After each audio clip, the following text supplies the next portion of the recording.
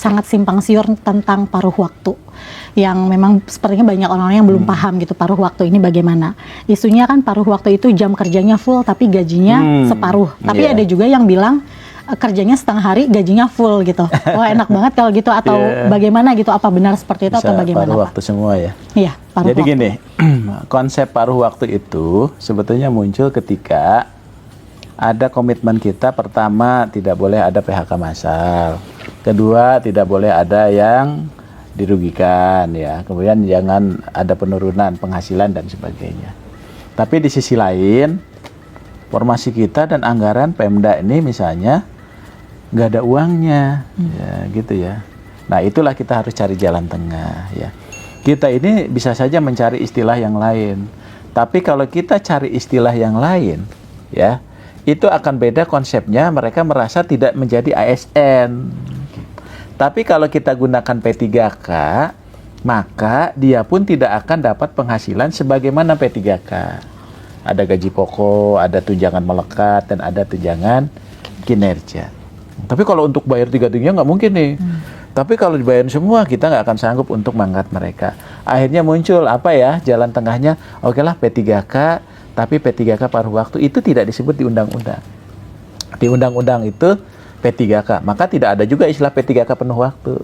Jadi P3K aja ini kita sebutkanlah istilah P3K paruh waktu, supaya pertama masih muncul nomenklatur P3K-nya. Oh, saya walaupun paruh waktu saya P3K nih.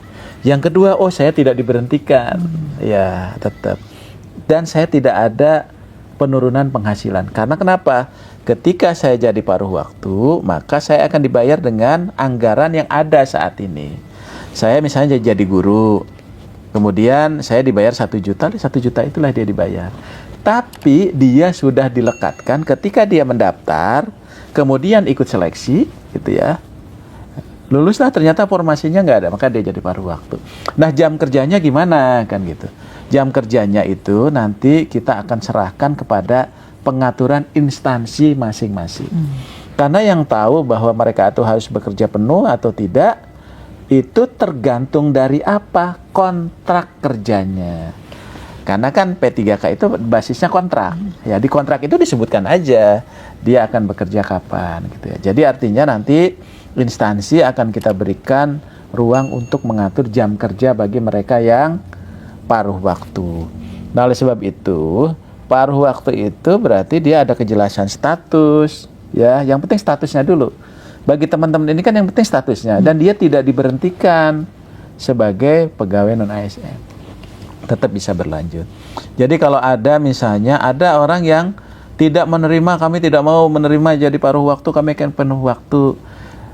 Kalau menurut saya kita kurang bijak untuk seperti itu. Karena kenapa?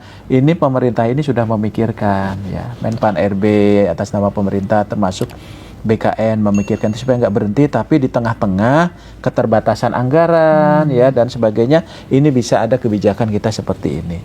Jadi kalau menurut saya nanti teman-teman yang paruh waktu juga kan suatu saat ketika anggarannya ada untuk bayar, dia beruntung. Apakah paruh waktu ke P3K itu perlu seleksi? Tidak perlu seleksi lagi. Ya, bahkan NIP-nya sudah melekat, nanti tinggal diusulkan formasinya, maka dia langsung diangkat menjadi P3K.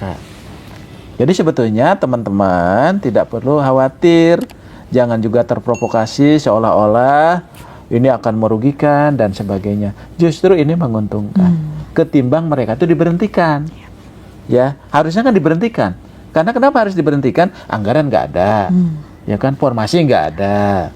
Tapi saat ini, ya, Bu Menteri dengan kebijakan beliau ini ingin mereka tetap kita selamatkan.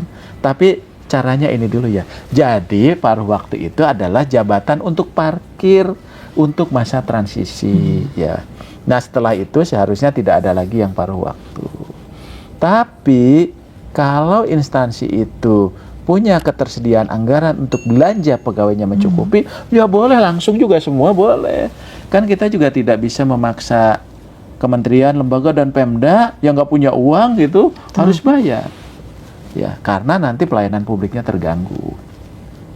Nah itu, jadi nggak perlu khawatir gitu untuk itu. Jadi pekerjaan, waktu nanti diatur oleh Pemda masing-masing. Misal guru guru kan jam mengajarnya juga sudah jelas, silahkan diatur, ya, silahkan diatur. Dan boleh nggak misalnya dia akan dapat fasilitas lain, ya boleh saja. Ya, mereka juga ikut boleh rapat, mereka dapat apa dan sebagainya kan boleh-boleh aja, gitu. Jadi artinya teman-teman, paruh waktu itu adalah memang kebijakan yang memang untuk mengakomodasi, ya. Ketimbang kita tidak bisa mengakomodasi itu, ya tentunya ini dampaknya juga akan kemana-mana, ya. Tapi kalau dengan paruh waktu itu kita bisa paling kurang mengakomodasi teman-teman yang tidak ada formasi dan anggarannya, tapi mereka punya status hukum yang jelas, gitu ya. Nah, siapa saja nih Pak yang masuk ke P3K paruh waktu nih Pak? Jadi P3K paruh waktu itu, yang pertama mereka yang terdata dalam database BKN. Prioritas itu ya Pak ya? Itu prioritas. Ya. Kecuali kalau ada kelebihan. Yang kedua, bagi mereka yang telah mengikuti seleksi tahap 1. Ya, tahap 1 walaupun dinyatakan nggak lulus, dia jadi P3K karena nggak ada formasinya. Jadi istilahnya nggak ada lulus dan nggak lulus sebetulnya. Jadi artinya yang penting dia mengikuti seleksi. Yang ketiga adalah bagi mereka yang sudah mengikuti seleksi CPNS yang database. Tapi pertanyaannya, kalau saya bukan database, kemudian ikut seleksi CPNS, bisa nggak ikut ke tahap 2? Nggak bisa. Karena dia bukan dalam database BKN. Ini kan banyak pertanyaan. Saya ini nggak bisa loh daftar tahap 2. Ya, begitu dilihat ternyata dia bukan database. Dia ikut CPNS nggak lulus, maka dia terkunci nicknya di BKN. Tapi bagi saya database BKN, saya ikut SKD, ternyata gugur, atau SKB gugur, maka dia tidak perlu seleksi lagi, dia akan langsung diangkat menjadi P3K paruh waktu. Oke, mudah-mudahan bagi saya sih cukup jelas ya Pak ya, sangat jelas. Mudah-mudahan jelas. Nah, termasuk pendaftar nih yang terakhir. Jadi Pak, yang ikut, yang dulu tidak mendaftar, kemudian ikut tahap 2, kemudian ada 100, dia ternyata 150, yang 50-nya juga tetap paruh waktu. Tapi kalau misalnya ternyata uangnya ada, ya semuanya jadi P3K, gitu. Jadi mohon ini ya pemahaman dan pengertian dari teman-teman semua. Kira-kira kondisi itulah yang menyebabkan tadi kebijakan pemerintah itu membuka salah satunya di paruh waktu. Itu hanya nomenklatur aja untuk bisa teman-teman gunakan dulu gitu. Tapi jenis jabatannya sama, ada guru dan tenaga kependidikan, ada tenaga teknis, dan juga ada jabatan-jabatan pelaksana. Ya, gitu. Berarti sudah jelas ya Pak sebenarnya pemerintah. Sebetulnya ini kesempatannya bagus kalau menurut saya teman-teman. Cuman kan kadang-kadang mungkin ini komunikasi antara Pemda, misalnya BKD, informasinya itu secara tidak utuh ya.